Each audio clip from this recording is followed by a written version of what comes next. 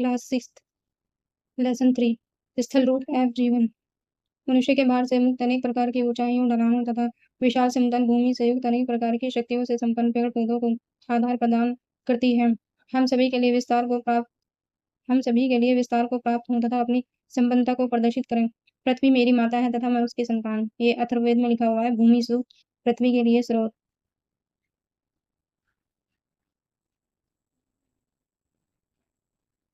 हम्म।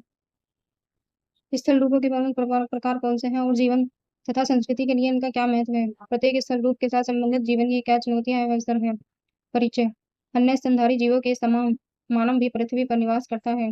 जैसे कि आपने देखा है, भूमि के अनेक रूप और विशेषताएं हैं। एक क्षेत्र से दूसरे क्षेत्र में इसका स्वरूप बहुत परिवर्तित हो जाता है। मान लीजिए आप झारखंड के छोटा नागपुर क्षेत्र से सड़क द्वारा यात्रा कर रहे हैं और उत्तर प्रदेश के प्रयागराज पहुंचते हैं और फिर उत्तराखंड में अल्मोड़ा तक जाते हैं। इस रास्ते में आप अलग अलग दृश्य भूमि लैंडस्केप को देखेंगे।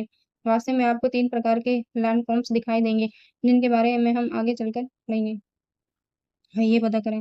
स्थल रूप पृथ्वी की सतह का एक भौतिक स्वरूप है।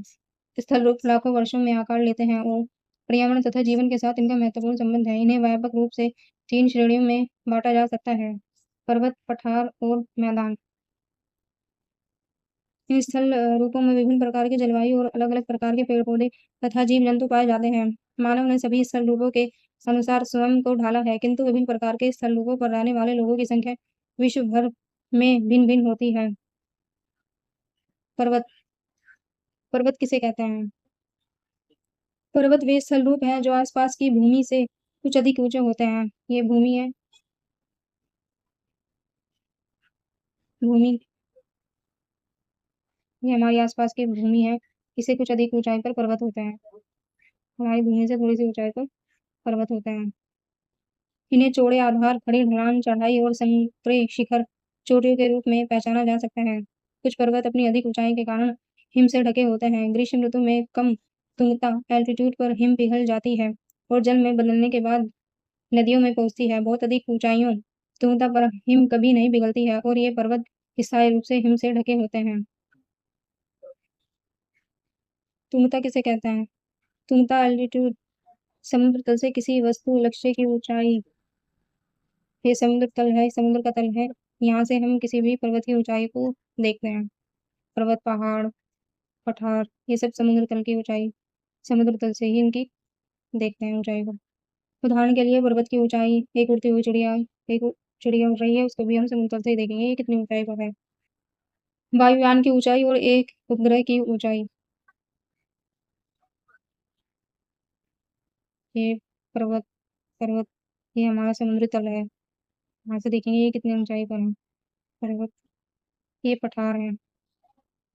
ये पर्वत की चोटी है जो नुकीली होती है। इस आरेख में 3 स्थल रूप दिए गए हैं। पृष्ठभूमि में पर्वत, इनमें से 2 को हिम आच्छादित दिखाया गया है। हिम आच्छादित दिया है, ये बर्फ से बिल्कुल ढके हुए हैं पर्वत, इन पर बर्फ है।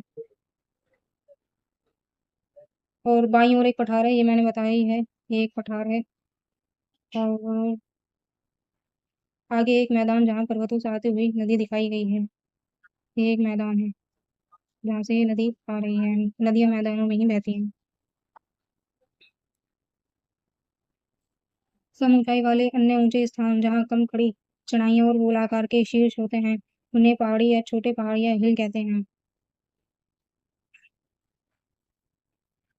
वर्षण। वायुमंडल से भूमि पर किसी भी रूप में जल का गिरना, वर्षा, हिमपात और ओले गिरना वर्षण के समान रूप है। वायुमंडल से ये यहाँ से वायुमंडल से ये भूमि है। भूमि पर जैसे बादल, ओले गिरते हैं, वर्षा होती है, इसको ही वर्षण बोलते हैं। आइए विचार करें हिम क्या है। यदि आप हिमालय क्षेत्र जैसे कश्मीर, लद्दाख, हिमाचल प्रदेश, उत्तराखंड, सिक्किम, अरुणाचल प्रदेश आदि में नहीं रहते हैं तो संभव है कि आपने हिम नहीं देखी होगी। शेष भारत में अधिकांश वर्षण वर्षा और ओले के रूप में ही होता है। बहुत ऊंचे ऊंचे स्थानों पर यदि काफी ठंडक है तो वहाँ हिम गिरेगी और वहाँ पर हिम का एक नर्म और सुंदर आवरण बन जाएगा। हिम ओले का गिरना वास्तव में जल का ठोस रूप में गिरना है।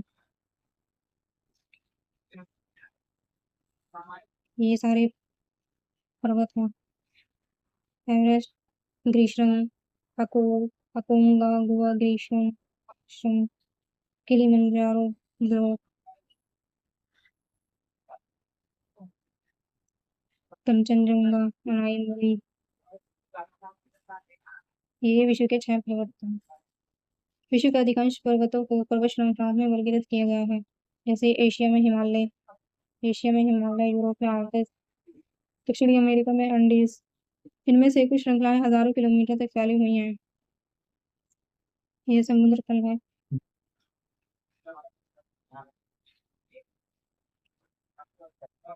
समुद्र तल से यहाँ से इनकी ऊंचाई को देखें। ये इतने जो पहाड़ हैं, 1,000 मीटर, फिर 2,000 मीटर, 3,000, 4,000, 4,000 मीटर, ये 5,000, 6,000, 7,000, 7,001, 8,000, 9,000, इस तरीके से इनकी ऊंचाई दिखाई गई है।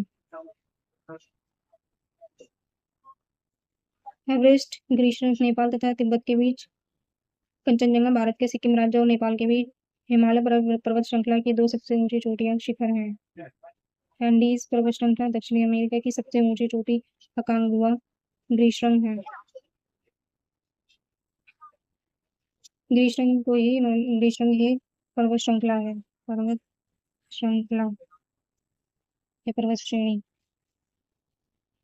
पूर्वी अफ्रीका में किलिमंजारो पर्वत श्रृंखला या पर्वत श्रेणी एक पृथक पर्वत है जो किसी श्रृंखला से संबंधित नहीं है। पश्चिमी यूरोप में ब्लॉक पर्वत श्रेणी आल्प्स का सबसे ऊंचा पर्वत शिखर है। अनाईमुड़ी, केरल में इसे अनाई शिखर भी कहते हैं। दक्षिण भारत का सबसे ऊंचा पर्वत पर्वत श्रृंखला है। पर्वत श्रेणी हिमालय जैसे ऊंची और निचली चोटियों वाले पर्वत अपेक्षाकृत नवीन हैं, जिसका अर्थ है कि पृथ्वी के इतिहास में ये हाल ही में निर्मित युवा पर्वत हैं, किंतु फिर भी इन्हें बने हुए लाखों वर्ष हो चुके हैं। कुछ छोटे और अधिक गोलाकार पर्वत और पहाड़ियां जैसे अरावली श्रृंखला काफी पुरानी हैं और अपर्दन के कारण ये गोलाकार की हो गई हैं, जैसे कि हिमालय के साथ हुआ। उन्नयन और अपर्दन आज भी चल रहा है। विश्व के कुछ पर्वतों जैसे हिमालय की ऊंचाई आज भी बढ़ रही है। हिमालय जो पर्वत है वो युवा पर्वत है या नवीन पर्वत कहा जाता है। पर्वतीय परिवेश, पर्वतों की ढलान पर प्राय एक प्रकार का वन होता है जिसे पर्वतीय वन कहते हैं,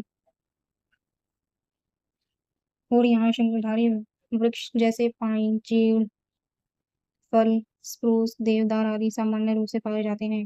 इन पेड़ों की ऊंचाई अधिक होती है और ये शंकु के आकार के होते हैं तथा इनकी पत्तियां पतली नोकदार होती हैं। अधिक ऊंचाई पर पेड़ों की जगह घास, मांस मांस को ही काई बोलते हैं और लाइपेन उग जाते हैं। ये देख, पर्वतीय वन, पर्वतीय क्षेत्र में उगने वाले वनों का एक प्रकार। मांस, फूलों और वास्तविक जड़ों से रहित छोटा हरा पौधा या वनस्पति जो बहुधा मखमली आंगन की तरह फैलता है। लाइकेन, पौधे के समान जीव जो सामान्य चट्टानों, दीवारों या पेड़ों से चिपके हुए होते हैं। कम से कम 1500 वर्ष पूर्व प्राचीन भारत के महान कवि कालिदास के काव्य से यहाँ 2 श्लोक दिए गए हैं। उनका काव्यांश कुमार संभव कालिदास का हिमालय की स्तुति से आरंभ होता है।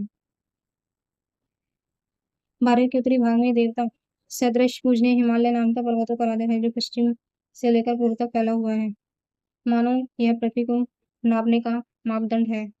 गंगा के झरनों की फुहारों से देवदार को खिलाने और मोर पंखों को फरफराने वाली शीतल मंद सुगंधित वायु से पर्वतवासी जो मृगों की खोज में हिमालय में घूमते रहते हैं अपनी थकान मिटाते हैं।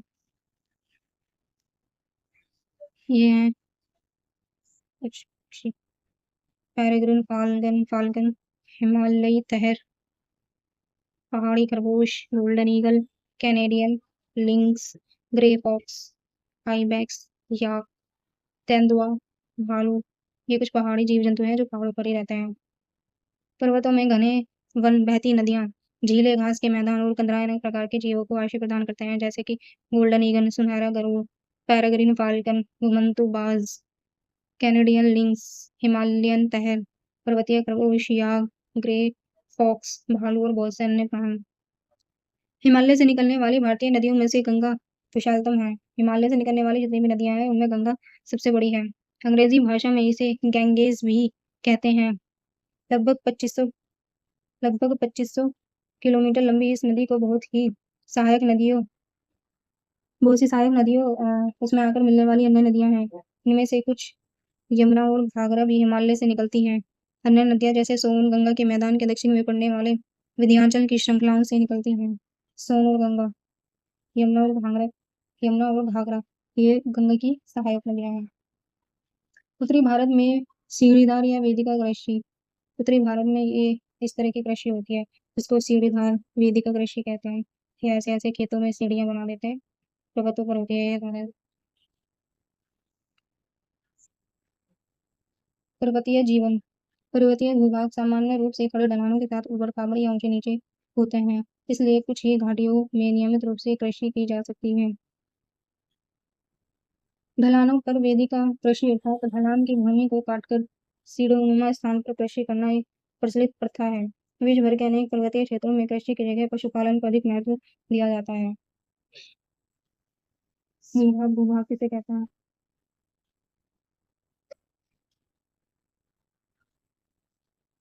भूभाग भौतिक आकृतियों की दृष्टि से भूमि का एक खंड। घाटी, पहाड़ी के बीच का एक निचला क्षेत्र जिसमें प्राय नदी अथवा जलधारा जलधारा बहती है। पर्यटन पर्वतीय लोगों के लिए आय का महत्वपूर्ण साधन है। पर्वतों के स्वच्छ हवा और मनोरम प्राकृतिक दृश्य सभी पर्यटकों को आकर्षित करते हैं। कुछ पर्यटक पर्वतों पर साहसिक खेलों के लिए भी जाते हैं, जैसे स्कीइंग, हाइकिंग, पर्वतारोहण और पैरास्लाइडिंग। अनेक शताब्दियों से लोग पवित्र स्थलों की तीर्थ यात्रा पर जाने के लिए पर्वतों की यात्राएं करते रहे हैं, परंतु बहुत सारे पर्यटकों के एक साथ आने से पर्वतों के पर्यावरण पर दबाव पड़ता है। प्राय इनमें सही संतुलन बनाए रखना कठिन हो जाता है। ध्यान रखें, बछेंद्री पाल ने बहुत कम आयु में ही पर्वत आरोहण प्रारंभ कर दिया था और उन्होंने अनेक महिलाओं द्वारा दिए जाने वाले पर्वतारोहण अभियानों का नेतृत्व किया। बछेंद्री पाल 1984 में एवरेस्ट ग्लेशियर पर चलने वाली प्रथम भारतीय महिला थी। इसके लिए उन्हें पद्मश्री 1884 एवं पद्म भूषण 2019 से सम्मानित किया गया। बछेंद्री पाल इम्पोर्टेंट। अरुणिमा सिन्हा, ये 22 वर्ष की थी तब एक दुर्घटना में उन्होंने अपने एक पैर गंवा दिया था। बछेंद्री पाल के प्रोत्साहन और प्रशिक्षण से 2013 में एवरेस्ट पर्वत श्रृंखला पर चढ़ाई की। इसके बाद उन्होंने अंटार्कटिका के विन्सन पर्वत श्रृंखला सहित सभी महाद्वीपों की सबसे ऊंची चोटियों पर भी चढ़ाई की। इन उपलब्धियों के लिए उन्हें 2015 में पद्मश्री से सम्मानित किया गया। ये कुछ आकस्मिक बाढ़, अचानक बाढ़ आ जाती है पर्वतों में, पर्वतों पे भूस्खलन होते हैं। पर्यटकों को अनियंत्रित रूप से आ जाना,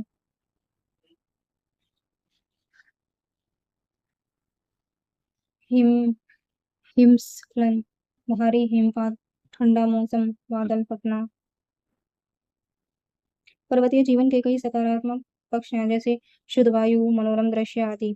इसमें प्राकृतिक और मानव निर्मित दोनों तरह की कठिन चुनौतियां भी सम्मिलित हैं, जिनमें से कुछ को चित्रों में दर्शाए गए हैं। विश्व भर के अनेक पारंपरिक समुदाय पर्वतों को पवित्र स्थल मानते हैं और उनकी पूजा करते हैं। एवरेस्ट पर्वत श्रृंखला विश्व का सबसे ऊंचा पर्वत शिखर है, जिसकी ऊंचाई 8848 मीटर है और इसके अनेक नाम हैं। तिब्बती लोग इसे चोमो लुंगमा कहते हैं, जिसका अर्थ है जगत जननी, और पर्वत की उसी रूप में पूजा करते हैं। नेपाल निवासी इसे सागर माता कहते हैं, जिसका अर्थ है आकाश की देवी। इस प्रकार तिब्बत में कैलाश पर्वत है, जिसे हिंदू दर्शन, बौद्ध मत, जैन मत और बौन तिब्बत के प्राचीन धर्म के अनुयायी पवित्र मानते हैं।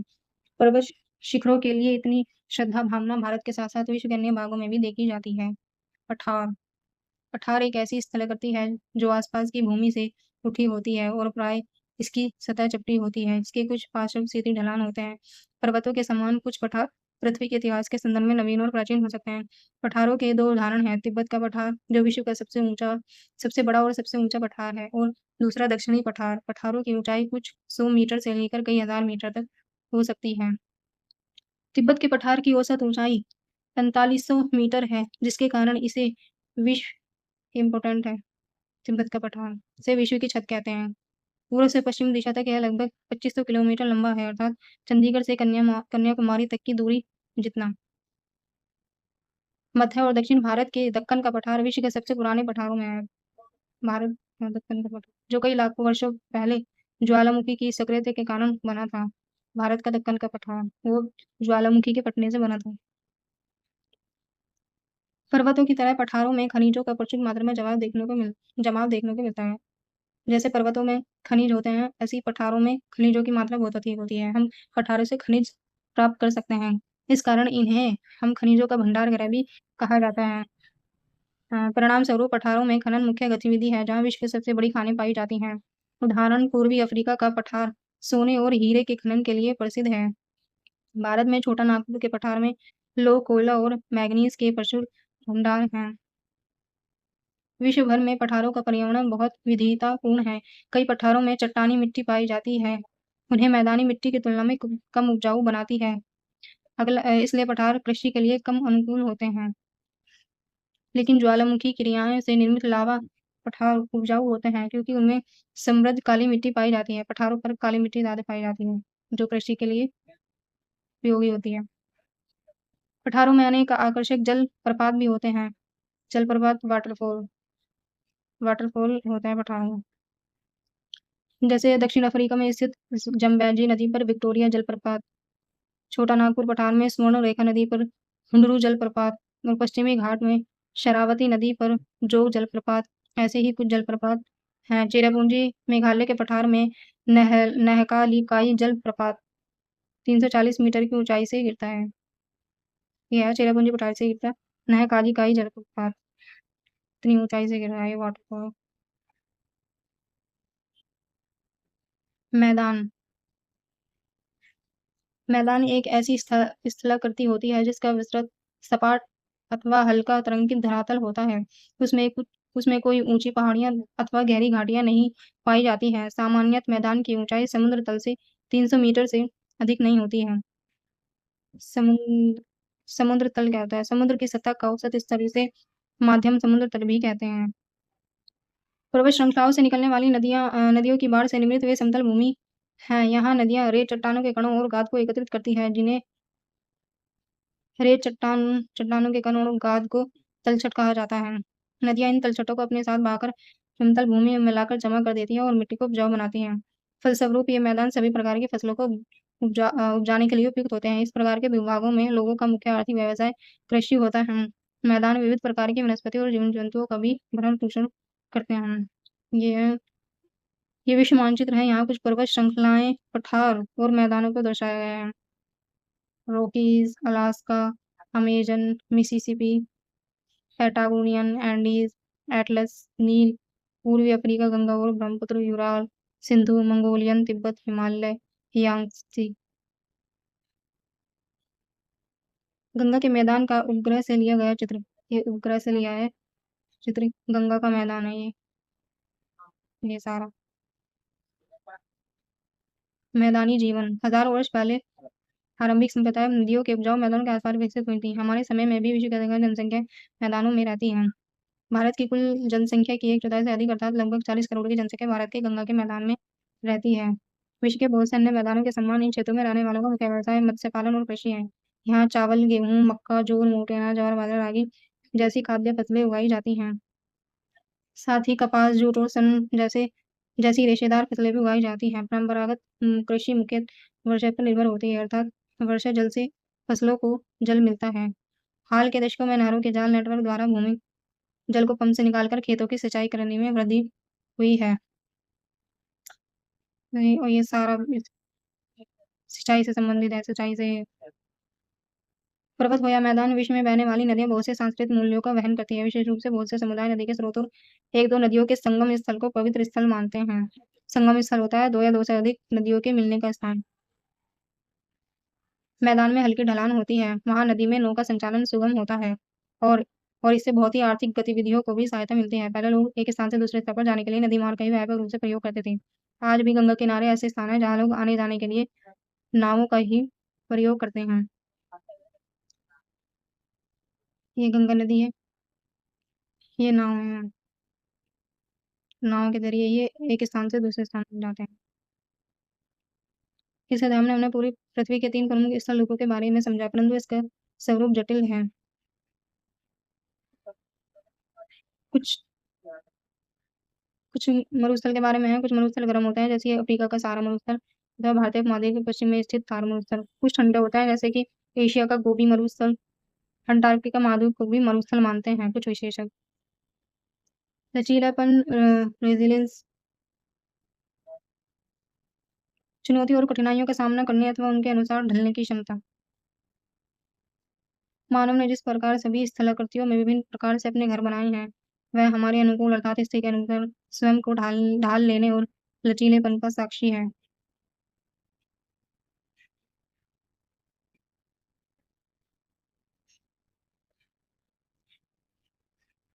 कुछ टेबल है। टिने, मुल्लाई, मरुदम, नेदल, पाले। आगे बढ़ने से पहले स्थल रूप 3 प्रकार के होते हैं। पर्वत, पठार और मैदान। उनकी भौतिक विशेषता और परिणाम बहुत अलग-अलग प्रकार के होते हैं। ऐतिहासिक समय से लोगों द्वारा किए जाने वाले क्रियाकलाप इस स्थल रूप से संबंधित होते हैं, जिसमें वे निवास करते हैं। ये स्थल रूप विश्व की संस्कृति के अभिन्न भाग हैं।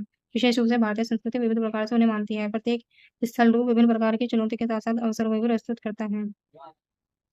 क्वेश्चन क्रियाकलाप ये फिर क्रियाकलाप परियोजनाएं शब्दों के जोड़े बनाइए। तो ये चैप्टर इतना ही था। आई होप आपको ये समझ में आया होगा। एक दो बार इसकी खुद से भी रीडिंग कीजिए।